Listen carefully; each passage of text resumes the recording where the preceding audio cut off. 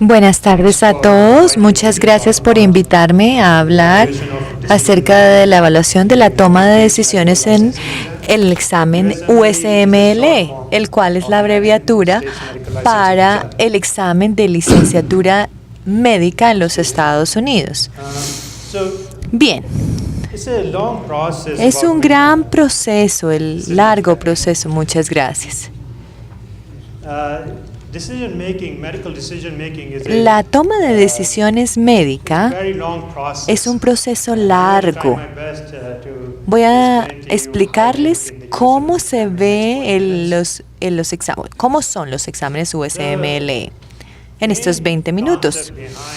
Bueno, el concepto principal detrás de este examen USMLE es el pensamiento clínico. Lo que ellos buscan es el pensamiento clínico.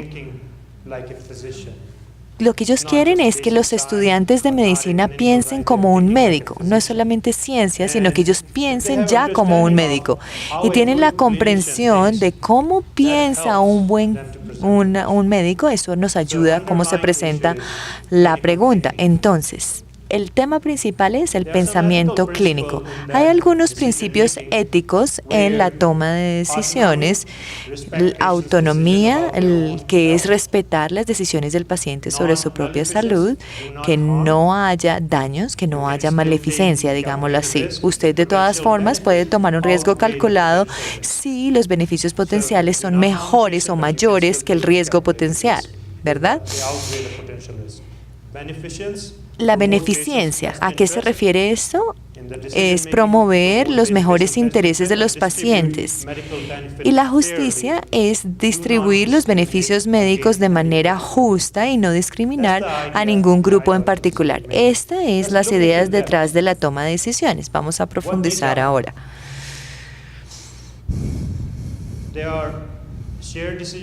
Entonces tenemos toma de decisión compartida, valores versus los resultados de las preferencias de pacientes, los consentimientos informados. También nos involucramos en el análisis matemáticos, los bayesianos. Yo sé que el estaticista estuvo aquí. El doctor debe saber que todo esto es acerca de las estadísticas, los árboles de decisión. Los árboles de decisión son otro factor importante para la toma de decisión médica.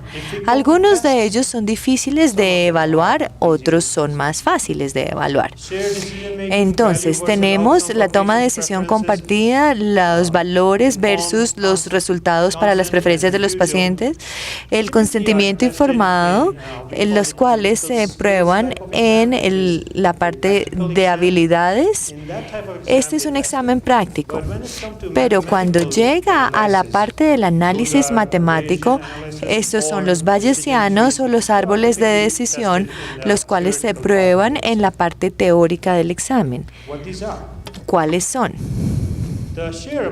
Entonces, el enfoque SHARE, que es un acrónimo.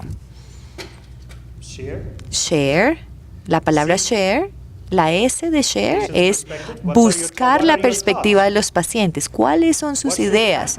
¿Qué debería pasar? ¿Qué es lo más importante para usted? La perspectiva del paciente. H de help o ayuda, ayudarle al paciente a explorar opciones. Le decimos, mire, aquí están las posibilidades, estas son las opciones. A de evaluar, se evalúan las preferencias y valores del paciente. Cuando miramos al paciente y les decimos, mire, estas son las posibilidades, aquí están las opciones, cuáles son los pros y los contras de estas decisiones. En evaluación vamos a mirar en detalle cómo coincide con sus valores o los valores del paciente. REACH, que es llegar a un punto de decisión con su paciente. Este es el lugar en que se toma la decisión. Cuando la familia le pregunta, bueno, ¿por qué tomó esa decisión? ¿Qué tanto bien le va a explicar a ellos?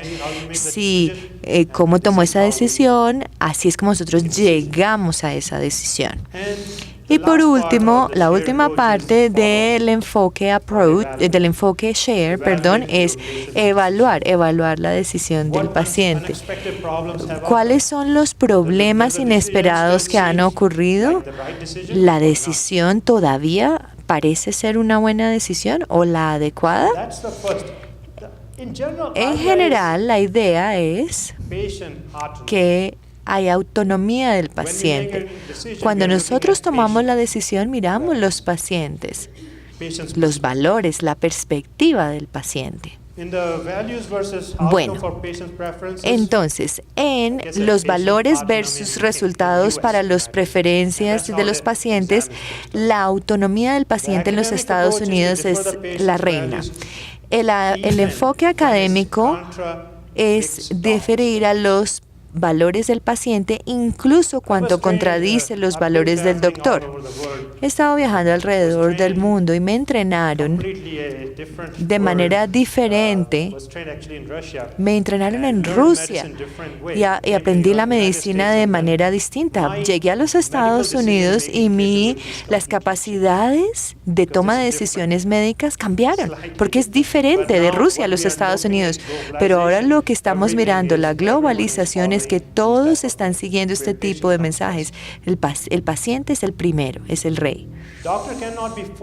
El doctor no se le puede obligar a hacer algo que esté equivocado simplemente porque el paciente lo desea. Un médico no puede hacer nada que sea moralmente equivocado. Aquí tenemos un ejemplo. Se le da la opción. ¿Cuál tratamiento escogería usted? Simplemente tomamos una decisión, ni siquiera les damos opción. Pero no en este sistema en particular y en este ejemplo. Le damos opciones. Opción 1, que no haya tratamiento.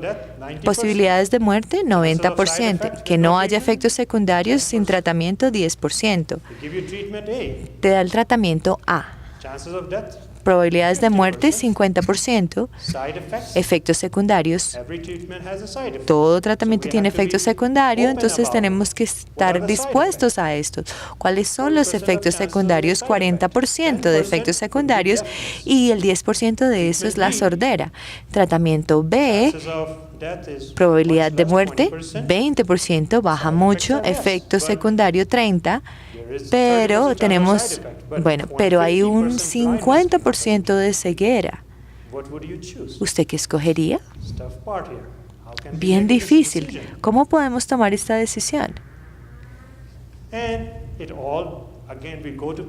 Nos vamos a la perspectiva del paciente. El paciente puede decir no. Sin tratamiento, me quedo así. Así es como el proceso de toma de decisiones funciona. Bueno, el consentimiento y el rechazo informado. Si los deseos de un paciente nos llevan a una decisión que el médico siente que es equivocada y es equivocada para que el médico decida que el paciente no es competente tomar esta decisión. Si el paciente tiene problemas psicológicos o neurológicos, también es incorrecto que el médico decida que el paciente no puede tomar ninguna decisión. Cuando hablamos acerca del consentimiento o el rechazo informados, el punto es que el paciente puede refusarse al tratamiento o al diagnóstico por la lógica. Nosotros no queremos que todavía puede considerarse y tener una capacidad de decisión. Entonces, si no puede tomar una decisión, no tiene la capacidad,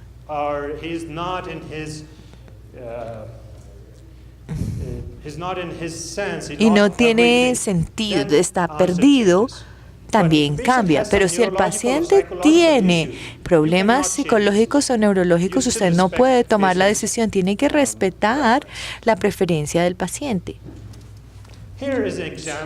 Aquí tenemos un ejemplo para explicar mejor lo que les dije para el consentimiento o rechazo informado. Entonces, un hombre de 32 años que tiene un accidente automovilístico tiene sangrado interno.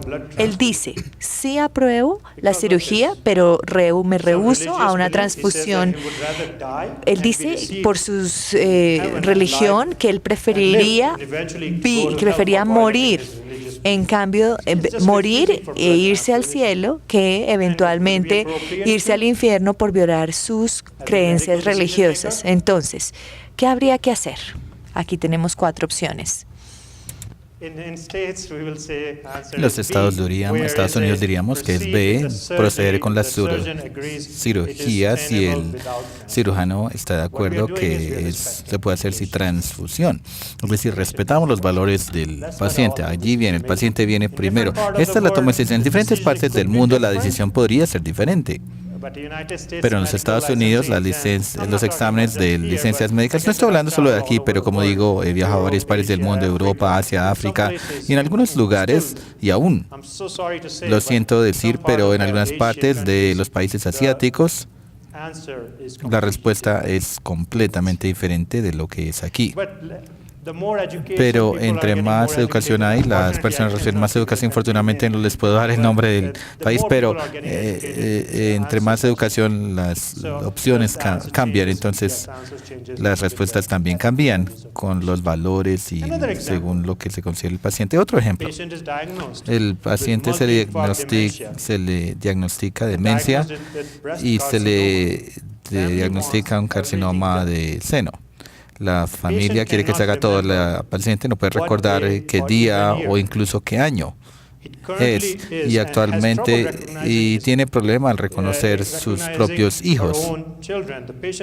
La paciente insiste que primero preferían morir que ir a tener que sufrir la cirugía y la quimioterapia. Entonces el siguiente paso adecuado es la toma de decisiones. Es un gran desafío, ¿no? Cuando estamos en este tipo de situaciones con estos pacientes, la respuesta puede variar dependiendo del paciente. Podría ser documentar y seguir los deseos del paciente, porque puede hablar, puede tomar una decisión, pero esta paciente está dormida, ni siquiera puede hablar, está en un coma o algo así, de ese tipo, algo así ocurrió. Entonces la respuesta cambiaría. Así es como miramos la toma de decisiones médicas. Es un tema muy amplio. Simplemente he tomado unas preguntas de tipo ético. En cada caso, la clave para determinar la capacidad de decisiones quiere decir la habilidad que tiene el paciente de tomar una decisión específica. El paciente puede ser competente de tomar una decisión y competente para hacer otras o tomar otras. ¿El paciente entiende la decisión que debe tomar? Sí, entonces tomamos esa respuesta. ¿Si el paciente puede escribir los resultados de la decisión? Sí. Entonces, tomamos nuestra decisión. Si no, tomaremos una decisión diferente. El paciente puede escribir los valores subyacentes que condujeron a esa decisión, también dependiendo de la respuesta, si tomamos nuestra propia decisión médica. Y así es como se hacen las pruebas a los estudiantes de medicina. Así es como la USMLE, esta prueba, los evalúa a los médicos. Hay algunas cosas que no prueban, que no examinan. El caso específico donde las leyes estatales están en desacuerdo.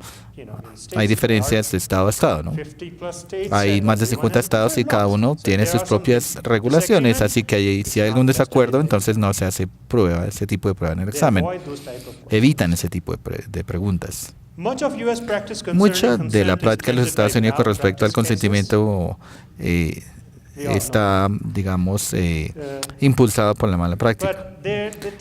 Pero típicamente tiene que ver con la terminología médica, la educación médica.